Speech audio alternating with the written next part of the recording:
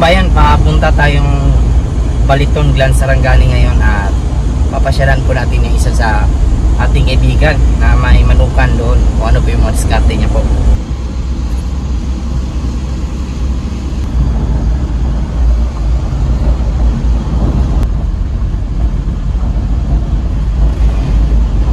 Katambayan, nandito na tayo sa manukan ni Sir Mario Cadorna. So si Sir ay isang ano nga sir? Public school teacher. Nakaradyasunahan. Ayan, isa sa mga diskarte niya po dito yung kanyang extra income sir ang Pagmamanukan. so tingnan natin yung mga manukan sir. Okay, welcome.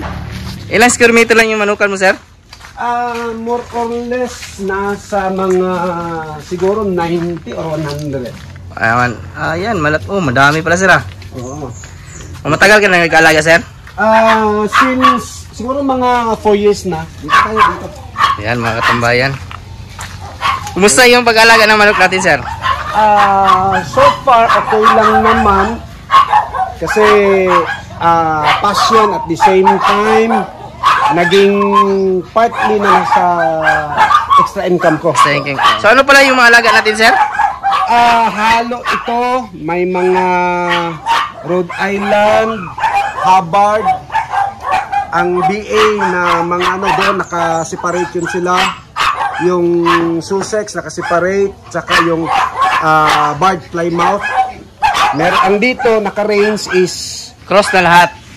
may mga pure, katulad niyan, yung roster ko, pwede natin buksan. Rhode Island dito sige sir. Dalawang Rhode Island na roster. Tapos dalawang Hubbard na ang isa is yung naked neck na Hubbard. Yun, Hubbard. Ayan. Tapos meron ako ngayong kasi nagpo-produce ng meat type para sa pinagsusuplayan natin ng isang beach resort dito sa Glan. So meron ako ngayong pinoproduce na kumbaga yung mga asil ko na mga hens. Tapos meron akong bagong ayun. Yan. Asil Brahma. Dami pala yung manok mo dito. Mga ilan to lahat dito sa range sir? Dito siguro more or less nasa ipagpalagay natin dito mga 30 to. Walang hindi kasali yung nasa doon sa naka-keep talaga. Nakakulong. Nakakulong. Sir, pwede tayo pumasok sir? Pwede. Pasok tayo sir. Ano lang, kasi maulan kaya Sige sir, wala problema yan sir. Basa yung area natin. Sa ngayon sir, yung pag-produce natin ng meat sir, ano yan sir? Weekly ba yung ano natin, yung pag-supply? Sa ngayon kasi humina ang demand sa ano natin. So ang nangyayari parang naging monthly or twice a month. Pero meron na namang bagong opening sa Jensen na pagsusuplayan natin doon. So kaya nga medyo dahil sa humina yung production ko din ng siso is hindi ko muna hinito mo lang. Tapos ngayon kasi pala third week pa to na naka-range sila, nakakulong sila dito. So tapos umuulan, ang nangyari is huminto sila sa pangingitlog sa ngayon. Parang nanibago siguro sa environment. Sa panahon ni sir no? Sa panahon din. Tuminto sa pangingitlog. Pero dati sir, yung ating pag-produce ng meat sir, yung kasagsagan ng malakas talaga, ilan yung pinoproduce o yung pag-deliver natin sa isang beach sir? Ang ano ko kasi noon is bawat delivery is nasa more or less 30 kilos. 30 kilos. So weekly yan sir? Twice a month. Twice a month. Kilos. Every delivery is nasa 25 to 30 kilos. Okay, so sa isang buwan is nasa more or less 50. 50, mga ganyan. So magkano naman yung kuha nila dun sir? Dito kasi sa Glan, alam naman natin na medyo mababa yung presyohan ng manok dito sa Glan. So ang nangyayari is compared sa city is medyo ano siya, mababa. Ano na siya, dressed na siya pero hindi tinanggal yung laman loob tsaka yung bakal. Ano lang, balahibo lang. Balahibo lang. Balahibo lang. Magkano yung kuha nila sir?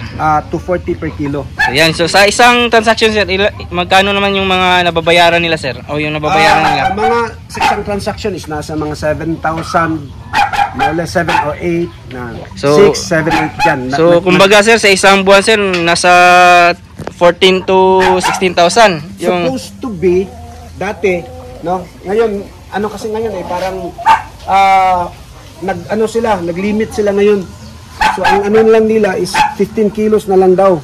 Kada weekly, kada 2 weeks. Kada, hindi, parang monthly na ano, ang ano nila kasi may other supplier na din. Kaya Kaya nagkakaroon. nasa loob lang din yung mga suppliers. So, ang ginawa nila is parang nilimitahan nila ako kasi pag hindi, talagang kumbaga sasakupin natin. So sa Jensen City naman sir, ano yung may ano naman tayo doon, may market na tayong nahanap. Meron kasi kami kahapon lang nagkausap kami nung mga kapatid ko kasi may yung dating space ng pinagtitindahan ng frozen product ng pamangkin ko, may freezer, so i-mobilize at gagamitin namin yun. So yung ibang meat type ko, pag walang delivery sa beach dito, doon ko ilalagak. So sa mga kaibigan natin dyan sir na nagsasabing mahirap i-market yung meat sir, ano yung masasabi niyo sir? Diskarte lang talaga. Unang-una is maghanap ka ng iyong sinasabi nating business plan, yung market ano mo talaga. Kasi market target mo. So kung ano yung kung makikita natin sa lugar natin na potential target market, so kumbaga lapitan mo yung mga ano, maghanap ka ng tinatawag nating tulay upang makausap mo yung nasa loob na mapagsuplayan mo. So yan yung ginawa ko. So yan mga katambay, diskarte lang talaga sir, no? Diskarte lang. So sa ngayon sir, may iba tayong mga alaga pa dito sir? Yung mga nakakulong sir? Sa mga nakakulong meron doon. Mga pure yan sir? Ang merong ano dito, tingnan natin. Kasi iniba ko to kasi may mga demand sa yung pure talaga. So dito yung meron ka talagang sariling pure talaga sir, no? Yes, dito BA Black Astror po, maganda. So ilan dito sir? 6 yung hens, isang rooster. Meron pa yan sa labas kasi ano, dito is merong barred rock, pero may isinama akong 75% barred rock tapos BA. Dito naman sa kabila, to dati is ano ko to, yung sa mga Rhode Island saka sa Dekalb. Ayan. So ang ginawa ko dahil sa medyo maulan, so dito naman is ang aking Sussex. Kasi may mga demand na pure. So at least meron tayong maibigay na pure. So yan mga katambayan. So dito yan sila nagpapakita sir, no? Dito. Yan, ngayon humina talagang itlogan nila. Malakas sa ulan sir, no? Malamig kasi. Talagang mahina itlogan. So yan mga katambayan, no? Dati sir, may ano to sir? Incubation man tayo sir, no? Meron talaga akong incubator. Kasi minsan may order ng sisiw. So yun, at saka ang ginagawa ko kasi dati nung kalakasan ng itlog, so yung kanilang weekly para sa kanilang pagkain is yung itlog, yung excess yung na eggs ko. Binibenta niyo sir? Binibenta ko. So yun ang nag-augment para sa kanilang pagkain. So yan mga katambayan, no? Sa pagkain natin sir, mga ilan yung nagagastos natin monthly sir? Kasi ilang sako sir? Gumagawa ako ng sarili kong pagkain, pwede nating tingnan. Yan mga katambayan, no? Kasi weekly, umuwi ako every weekend sa Jensen. So ang ginagawa ko, ingay ng mga aso ko dito kasi nag-breed din ako ng aso eh. Yan sir, kila sir. So katulad nito ngayon, meron akong dala kahapon. So ang ginagawa ko is nag-ferment ako ng gulay. Gulay sir. Yes. So yan mga katambayan. Tulad nito, meron ako ngayon.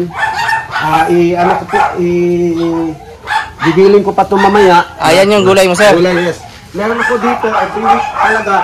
Kasi ano to, yung last week na nakuha ko is para yung intended sa this week. Ito. So yan mga malunggay. Fermented. May malunggay yan sir. Meron halo, may madre agua, tapos ito, halos na ubos na. So nakakatipid talaga sir. Nakakatipid. Tapos yung feeds ko, ang binibili ko lang is yung pellets para sa breeders. Pero hindi siya, kumbaga, ano lang yun, pang supplement lang. Supplement lang. Kasi more on fermented plant, yung ano ko, 1/3. Tapos yung feeds na ginagawa ko, another 1/3. Tapos meron din akong konting sapal ng nyug. Yan yung halo sir. Ayun, yung aking mga sapal.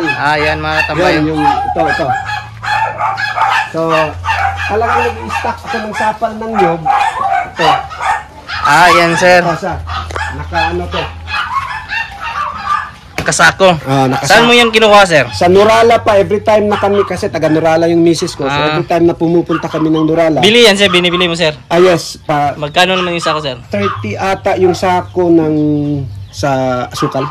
Yan. Okay na, sir, no? Tapos, at least, yung mga in-laws ko doon, pinaiipon ko. Pag schedule kaming uuwi, at least meron. Dinadala mo dito, sir? Dinadala. Para Dito ko na dinadry. pang halo sa pagkain. At least makatipid tayo. Dito yung aking mga sisiw. May mga sisiw tayo dito, sir. Ito is for meat na to. Pang karne na, sir. Mga ilang buwan, sir, bago ka mag-produce ng pang karne, sir? Mga 3. 3 buwan. Yan yung saktong timbang, sir, no?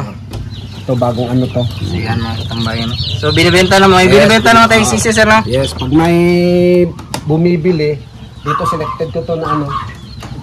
Kasi nagpuproduce ako ngayon ng Hubbard na green legs. Kaya ayan yun, may mga inibak at saka Sussex. So yan mga katambayan. So, sa mga interesado naman kumuha ng yung ano, sir, fertilize, may binibenta man tayo, sir, no? Yes. So yan, at yung sisiw na heritage yan, nagbenta din tayo. Yes, meron din. So yan mga katambayan, sa mga kaibigan natin, ha. Pwede lang ilagay yung number mo, sir. Yes, okay. Kung halimbawa magkulang ka, sir, ano po yung ginagawa mo sa pangkarni, sir? Nag-buying ako ng native na manok dito sa community. So, kumbaga nakasanayan na din nila pag meron silang mga extra, dito nila dinadala. So, maganda din ni sir, no? So, hinahalo ko siya. Pag meron akong, kadalasan ginagawa ko, pag may schedule na ako para sa delivery, so yun, nagbabuy and sell ako ng manok. Buying, sir. So, yan mga katambayan, no? Nindot yung manok, sir, ba? Mani akong inaproduce nga akong kuana. Pagkarni, lingid, lawas, sir. Na apo is, bayin na ako, road bar, gasugod na kuan. Nagbayas na ako pa. So, mani akong kuan ron, road bar na ako. Cross sa Rhode Island o sa Bard. So, konsumo natin, sir, estimate mo talaga, sir, magkano yung nagagastos dito sa, ano, sir, sa pagkain nila?